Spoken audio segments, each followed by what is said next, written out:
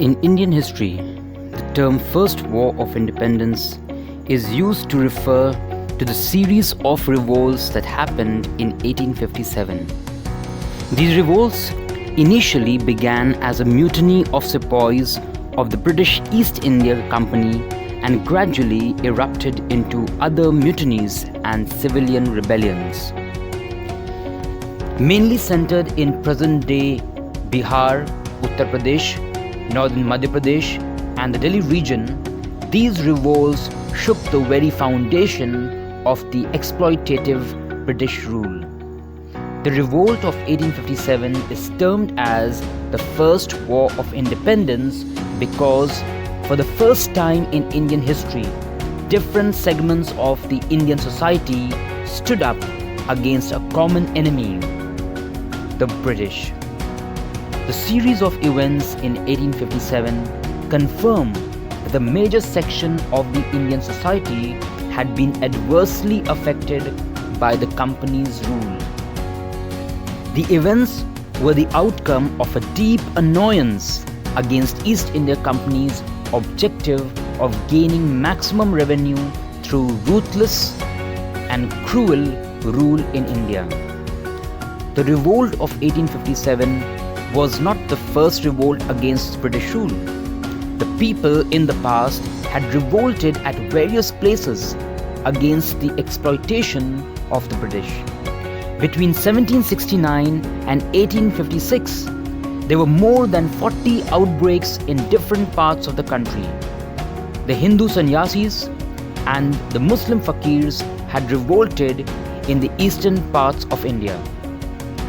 The Palayakars of South India, under the leadership of the Maruthu brothers, that is Veera Pandya Kattabomman, Pulithivan and Viluthambi, resisted the extension of British authority in their area.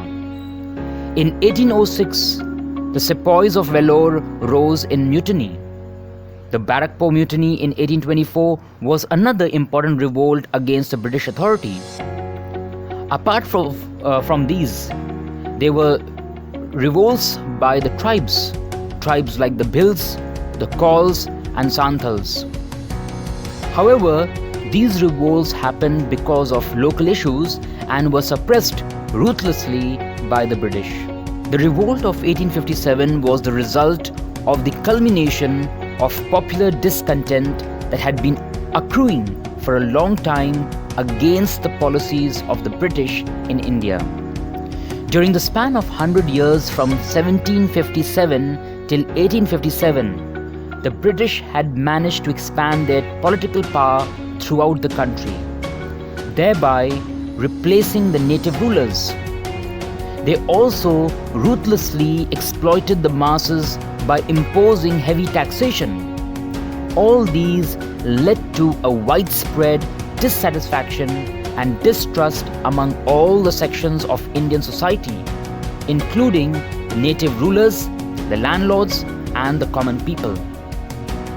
Some of their policies alienated the Indian soldiers. We will now discuss the political causes of the revolt of 1857. The very first political cause was the company's territorial expansion. Ever since the Battle of Plassey in June 1757, the company's territorial expansion had been rapid. By 1818 AD, when the last Peshwa was dethroned, all princely states had either been annexed or compelled to sign treaties.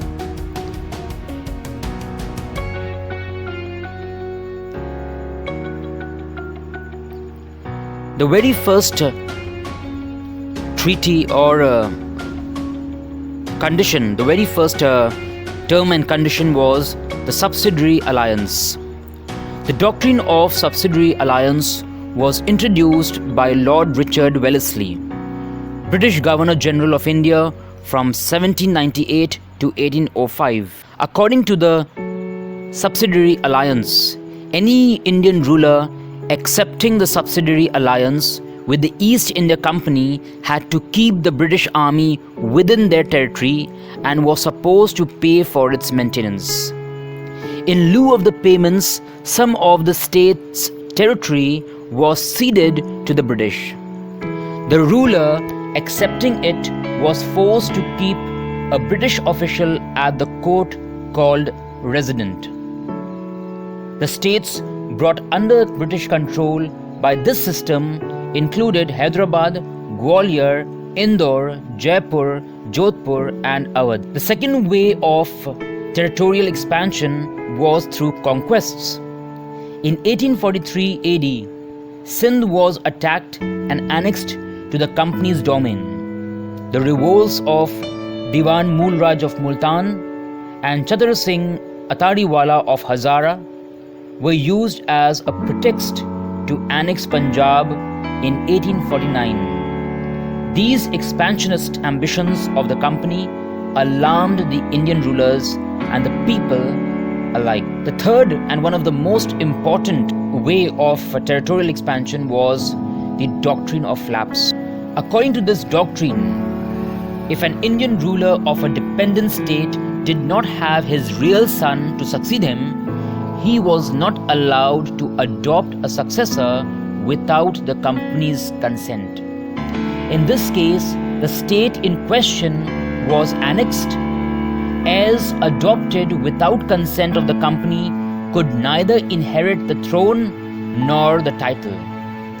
They could inherit only the private property of the deceased ruler.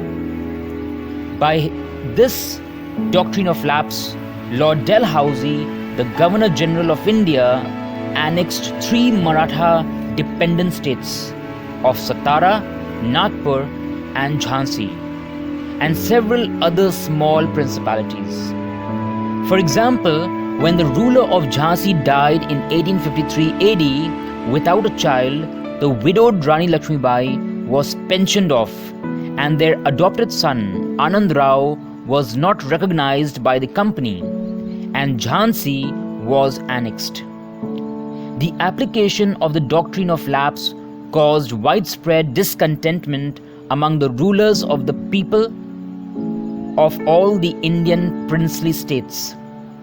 They were scared and apprehensive of the English rule. And if you look at the few important states that came under the British control through the Doctrine of Flaps were Satara in 1848, Sambalpur in 1849, Bhagat in 1850, Udaipur 1852, Jhansi in 1853 and Nagpur in 1854. The fourth way of territorial expansion was through the annexation of Awadh.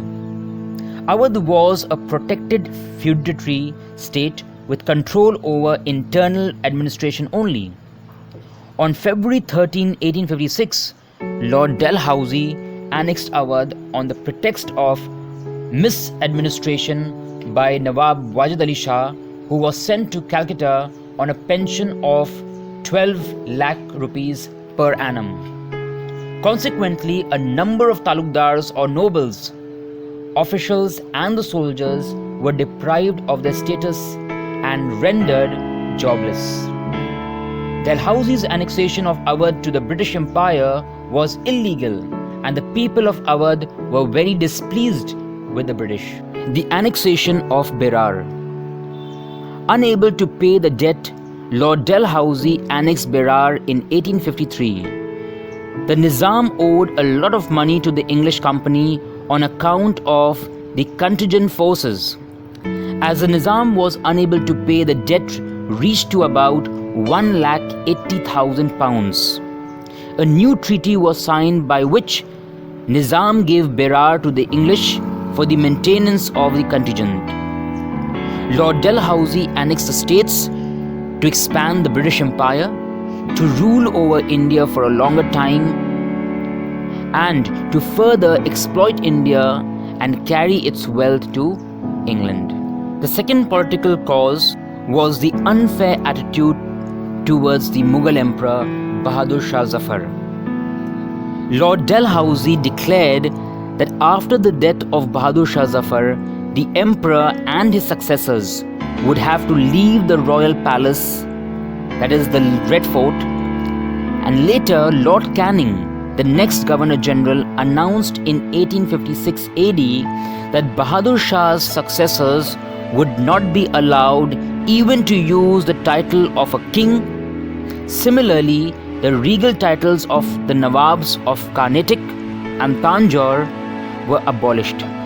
Such discourtesies were resented by the people and the Indian rulers.